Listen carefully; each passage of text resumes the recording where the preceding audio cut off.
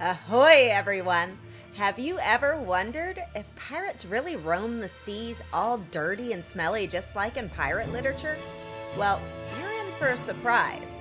Today we will have fun busting literary myths about pirates, especially how they kept themselves clean, or didn't. Books are filled with tales of scruffy pirates, but were they really walking around in dirt and grime all the time? We will closely examine what some famous stories tell us about pirate hygiene and then compare that with what history says. So, grab your compass and map as we set sail to uncover the truth about pirates and their hygiene habits. It's time to separate the fiction from the facts, and trust me, you might be quite surprised by what we find. Let's get started and see where this adventure takes us. All right, let's tackle our first myth. Pirates never bathed.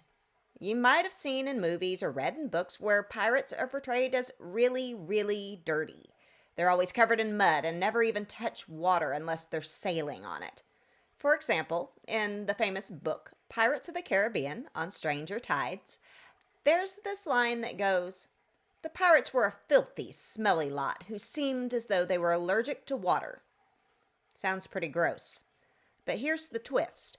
In real life, pirates were keen on keeping clean.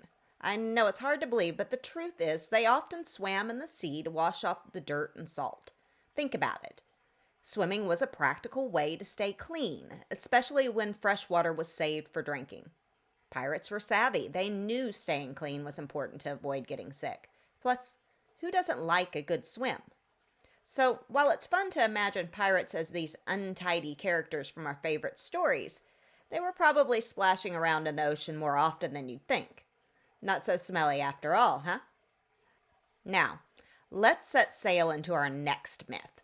Pirates had poor dental hygiene. When you picture a pirate, do you imagine a smile full of missing or blackened teeth?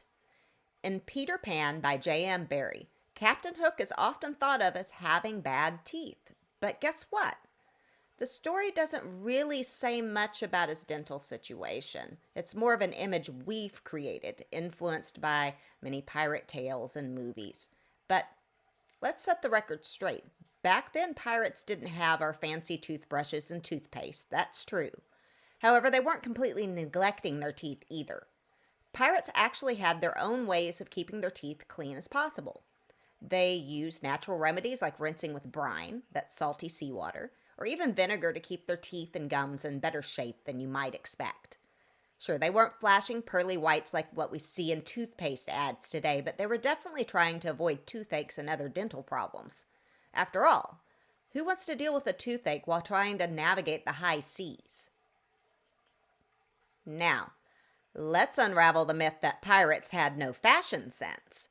Many novels depict pirates wearing clothes that are all torn up and don't match. It's like they just grabbed whatever they could find. For instance, in the classic Pirate Stories by Captain Charles Johnson, pirates are often described in ragged and mismatched attire, making us think they didn't care much about what they wore. But guess what? The real pirate fashion scene was quite the opposite. Pirates actually loved to dress up. When they had the chance, they wore colorful and sometimes showy clothes. Why? Well, for pirates, their clothing was a big deal. It was like their trademark. They loved to stand out and make a statement. Some even wore silk and velvet that they got from plundering ships. So they weren't just throwing on any old thing. They chose their outfits carefully, going for bright colors and unique styles. It was all about looking as bold and fearsome as possible. That's right.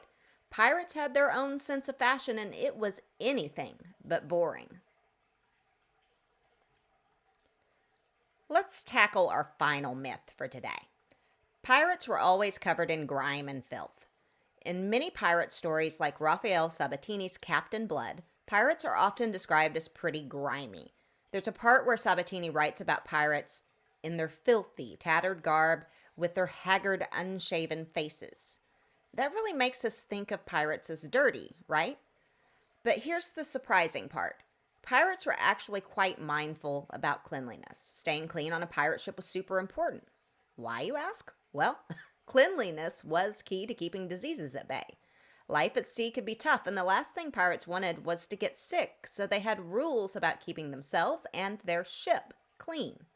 They would often wash their clothes, clean the deck, and as we've already discussed, even bathe whenever possible. It wasn't like having a nice hot shower at home, but they made do with what they had.